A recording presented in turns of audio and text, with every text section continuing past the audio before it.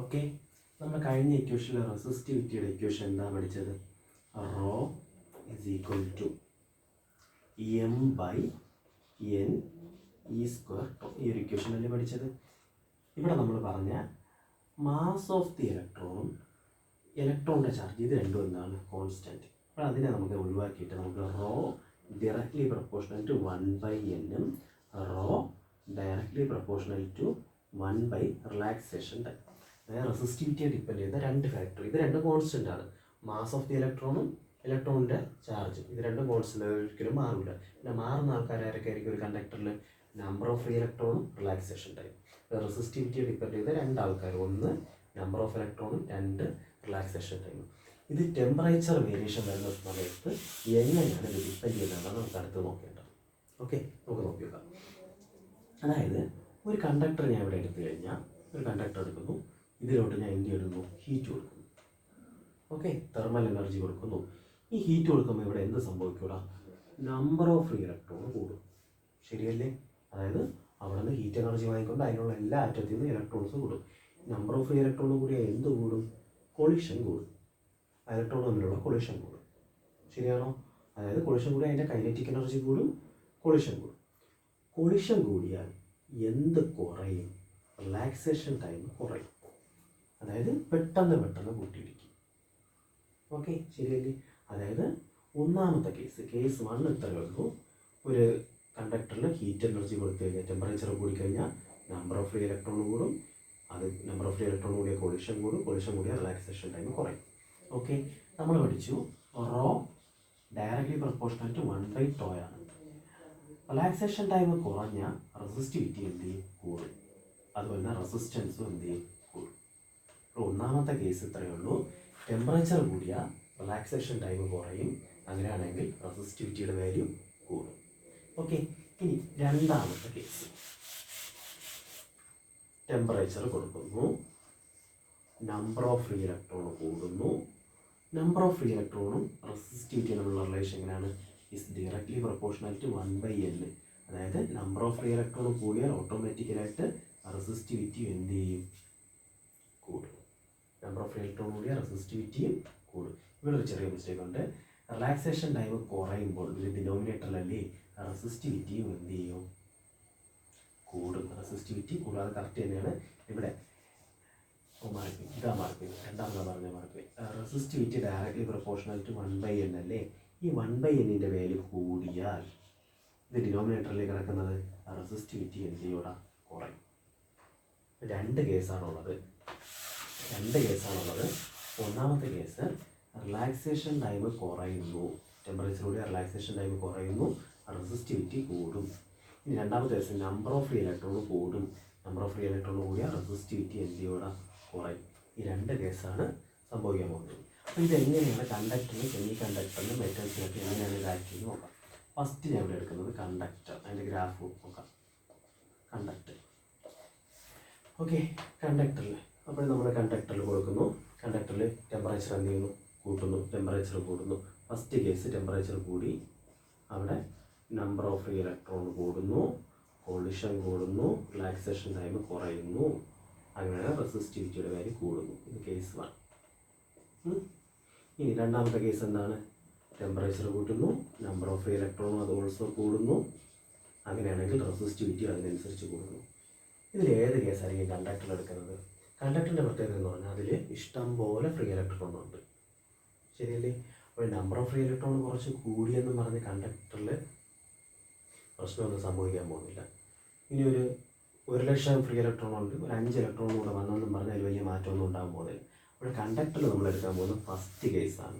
കാരണം relaxation temperature കൂടുന്നു, number of free electron കൂടും, കൊളിഷൻ കൂടും, റിലാക്സേഷൻ ടൈം കുറയും, റെസിസ്റ്റിവിറ്റിയുടെ വാല്യൂ എന്ത് ചെയ്യും? കൂടും. അങ്ങനെ ടെമ്പറേച്ചറിൻ്റെ ഗ്രാഫ് ഇത്രയേ ഉള്ളൂ. ഇത് ടെമ്പറേച്ചർ, ഇവിടെ റെസിസ്റ്റിവിറ്റി.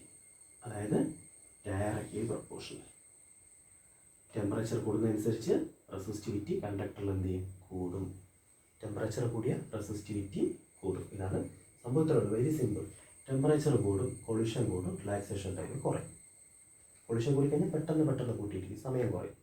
അപ്പോൾ റെസിസ്റ്റിവിറ്റി കൂടും. കാരണം നമ്മൾ പഠിച്ച ഇക്വേഷൻ, ഈ ഒരു ഇക്വേഷൻ മാത്രം ഓർക്കുന്നത്, R directly proportional to 1/τ.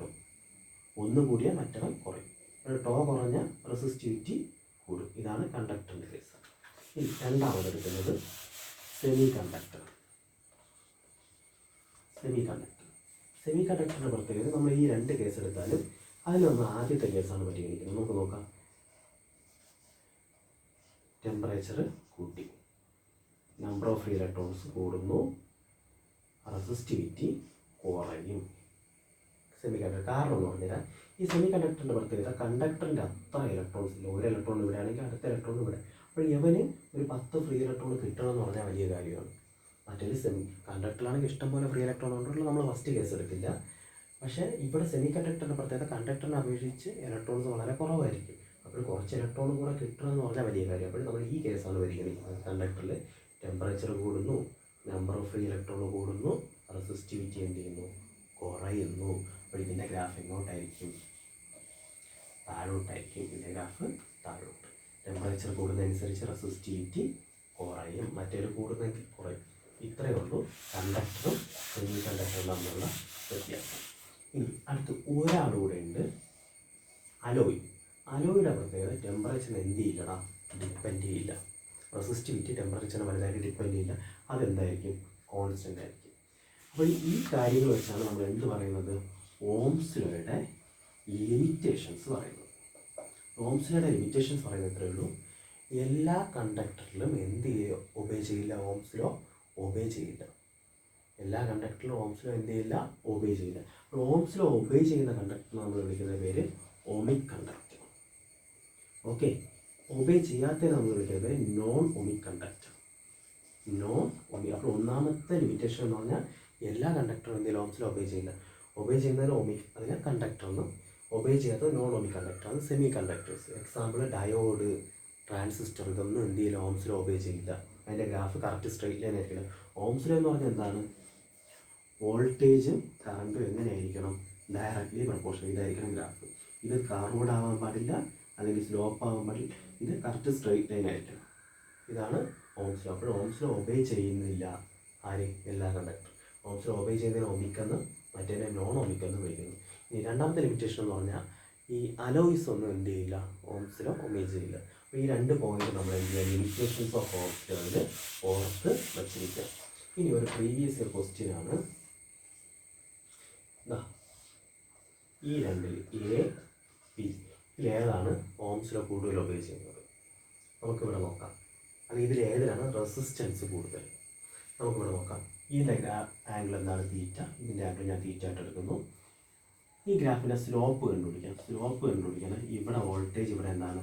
Current. Slope കണ്ടുപിടിക്കാൻ നമ്മൾ തീറ്റ എടുത്താൽ പോരി. ഈ ഗ്രാഫിൻ്റെ സ്ലോപ്പ് കണ്ടുപിടിക്കാൻ എന്തെടുത്താൽ മതി? Theta. Theta is equal to voltage by current. എടാ V/I എന്ന് പറഞ്ഞാൽ ആരാണ്? ആറല്ലേ? അങ്ങനെ പറഞ്ഞാൽ തീറ്റ കൂടിക്കഴിഞ്ഞാൽ റെസിസ്റ്റൻസ് കൂടും. അപ്പോൾ ഇവിടെ നോക്ക്, ഇവിടെ ആംഗിൾ ഏതിനാണോ കൂടുതൽ, എക്കല്ലേടാ ഇവിടെ ആംഗിൾ കൂടുതൽ. അപ്പോൾ എയുടെ സ്ലോപ്പ് അല്ലേ കൂടുതൽ. അങ്ങനെയാണെങ്കിൽ എക്കായിരിക്കും എന്ത് കൂടുതൽ? റെസിസ്റ്റൻസ് കൂടുതൽ. സംഭവത്തിലുള്ളൂ തീറ്റ എന്ന് പറഞ്ഞാൽ സ്ലോപ്പ്. ഈ ഗ്രാഫിൻ്റെ സ്ലോപ്പ് കൂടിക്കഴിഞ്ഞാൽ എന്ത് കൂടും? റെസിസ്റ്റൻസ് കൂടും. നമ്മൾ +1 ഇതേ മോഡൽ ഒരെണ്ണം പഠിച്ചിട്ടുണ്ട്. AB, ഏതിന് സ്ലോപ്പ് കൂടുതലാണോ അതിനായിരിക്കും റെസിസ്റ്റൻസ് കൂടുതൽ. ശരിയാണോ? ഇത്രയാണ് ഈ ടോപ്പിക്കിൽ നമുക്ക് പഠിക്കുന്നത്. ഈ ഒരു ഇക്വേഷൻ കൂടെ പഠിക്കാനുണ്ട്. Coefficient of temperature.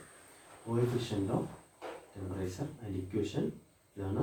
ρT is equal to ρ0 into 1 + T - T0. 1 + T - T0. Okay, ഈ 1 + T - ρT is equal to ρ0 into 1 + α into T - T0. ഇതിൽ ആൽഫയാണ് ആരെന്ന് പറയുന്നത്? Coefficient of temperature.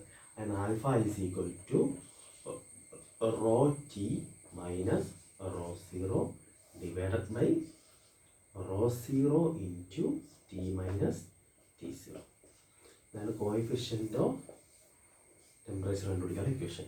ഇവിടെ ρT എന്ന് ആൽഫ എന്ന് പറഞ്ഞാൽ കോഎഫിഷ്യൻ്റ് ഓഫ് ടെമ്പറേച്ചർ, ρT എന്ന് പറഞ്ഞാൽ റെസിസ്റ്റിവിറ്റി അറ്റ് ഹയർ ടെമ്പറേച്ചറും, ρ0 എന്ന് പറഞ്ഞാൽ resistivity at low temperature. Equation ഓർത്ത് വെച്ചിരിക്കുക. ഇതിൽ നിന്ന് ചിലപ്പം പ്രോബ്ലം എന്ത് ചെയ്യാം ചോദിക്കാം.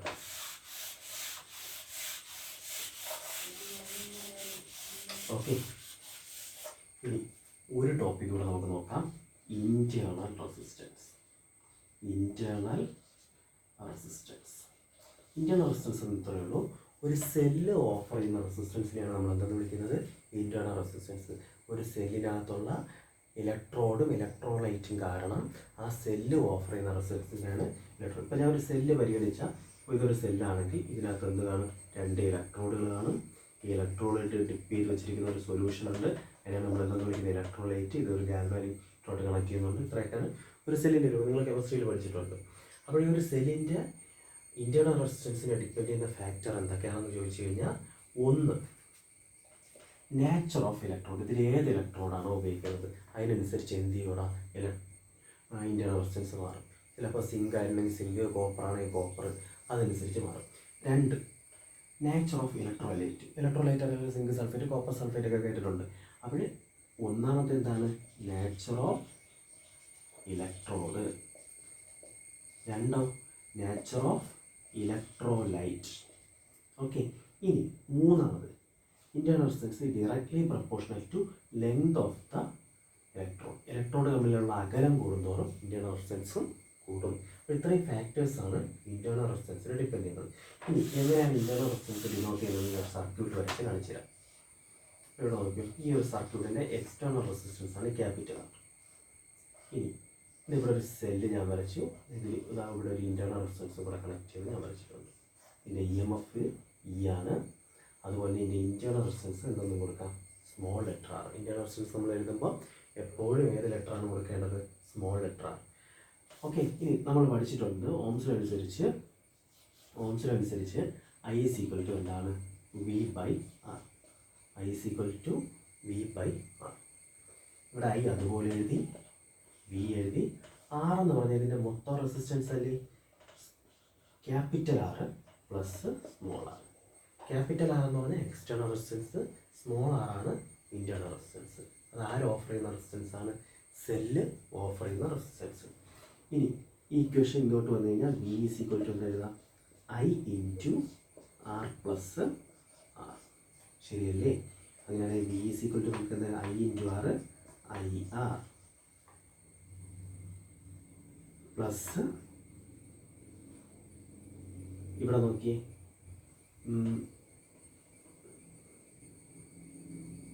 I into small r. Okay, ഇനി ഇവിടെ ഞാൻ V അല്ല കൊടുക്കുന്നത്, EMF. സോറി, ഞാൻ എഴുതിയ മാർക്ക് EMF ആണ്. സെല്ലിൻ്റെ EMF E/R. I is equal to E/R. ഇനി ഇവിടെ നോക്കിയേ, ഇവിടെ E ആണ്. ഇക്വേഷൻ എല്ലാവർക്കും E is equal to, ഇനി IR എന്ന് പറഞ്ഞാൽ ഓംസിനനുസരിച്ച് എന്താണ്? V ആണ്. അപ്പോൾ നമുക്ക് എഴുതാം E is equal to V plus IR. ശരിയല്ലേ? ഇതിൽ നിന്ന് V is equal to എന്തെന്ന് കിട്ടും? E minus IR. ഇതാണ് എൻ്റെ ഇക്വേഷൻ, ഇൻറ്റേർണൽ റെസിസ്റ്റൻസിൻ്റെ equation. V is equal to E minus IR. ഒരിക്കൽ കൂടെ ഞാൻ കാണിച്ചു തരാം. കറണ്ട് I ആണ്. I is equal to E/R ആണ്. R എന്ന് പറഞ്ഞാൽ ടോട്ടൽ റെസിസ്റ്റൻസ്. അപ്പോൾ നമുക്ക് എങ്ങനെ എഴുതാം? E/R plus R equal to I. ഇതിൽ നിന്ന് E is equal to I into R plus small r. I into R, IR plus I into small r, IR. ഇനി IR എന്ന് പറഞ്ഞാൽ ആരാണ്? V ആണ്. അപ്പോൾ V is equal to ഈ plus ചെയ്തിരിക്കുന്ന IR ഇപ്പുറത്ത് വരുമ്പോൾ minus. V is equal to E minus IR. അതായത് E മൈനസ് IR. ഈ IRനെ നമ്മൾ പറയുന്ന പേരാണ് ലോസ്റ്റ് വോൾട്ടേജ്. എന്താണ്? ഇൻറ്റേർണൽ റെസിസ്റ്റൻസ് കാരണം ഒരു സെല്ലിൽ നിന്ന് നഷ്ടപ്പെടുന്ന വോൾട്ടേജ്. അതിനെയാണ് നമ്മൾ എന്താ വിളിക്കുന്നത്? Lost voltage. ഈ ഇക്വേഷൻ ഓർമ്മ വളരെ ഇമ്പോർട്ടൻ്റ് ആണ്. V is equal to E minus IR.